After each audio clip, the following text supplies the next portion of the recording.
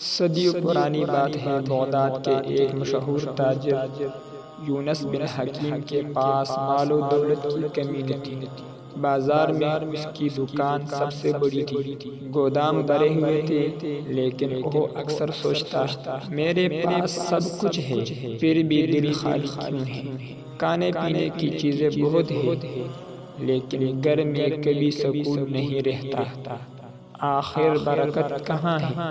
یونس نے طے کیا کہ وہ اس سوال کا جواب ڈھونڈنے کے لیے سفر کرے گا۔ یونس سب سے پہلے ایک مشہور عالم دین کے پاس گیا۔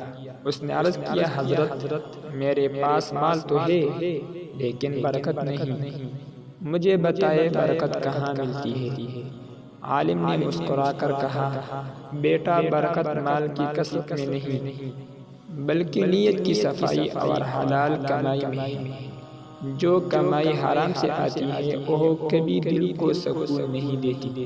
یونس نے یہ سنا اور سوچ میں پڑ گیا۔ پھر وہ ایک چھوٹے گاؤں میں گیا، وہاں کے لوگ غربت میں بھی خوش تھے۔ ایک چھوٹا سا کھانا سب کے ساتھ بانٹتے اور ہر ایک شکر ادا کرتا۔ یونس حیران ہو کر پوچھتا ہے، تمہارے پاس تو کچھ نہیں پھر بھی تم خوش کیسے ہو؟ گاؤں کے بزرگ جواب دیتے ہیں، بیٹا برکت بانٹنے سے بڑھتی ہے، جو کچھ اللہ نے دیا ہے اگر ہم اس کو دوسروں کے ساتھ بانٹ لیں تو توڑا بھی کافی ہو جاتا ہے۔ یہ بات یونس کے دل کو لگ گئی۔ سفر کے آخر میں یونس کی ملاقات ایک فقیر سے ہوئی۔ وہ فاقوں میں بھی ہنستا رہتا ہے۔ یونس نے حیرت سے پوچھا، تمہارے پاس کچھ نہیں پھر بھی دل خوش ہے، آخر تمہیں سکون کہاں سے ملتا ہے؟ فقیر نے کہا، میرے بھائی برکت شکر گزاری اور قناعت میں ہے۔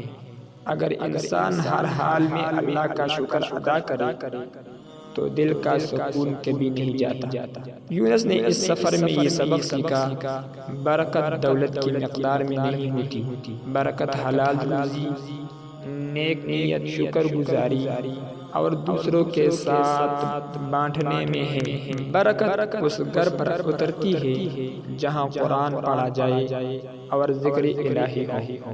آخر میں اس نے دل سے یہ دعا کی، اے اللہ مجھے اپنے رزق میں برکت عطا فرما تاکہ توڑا بھی میرے لیے کافی ہو جائے۔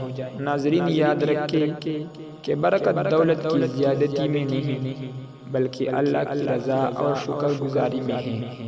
جیسا کہ قرآن میں آتا ہے، لَإِن شَكَرْتُمْ لَأَزِيدَنَّكُمْ، یعنی اگر تم شکر ادا کرو گے تو میں تمہیں اور زیادہ دوں گا۔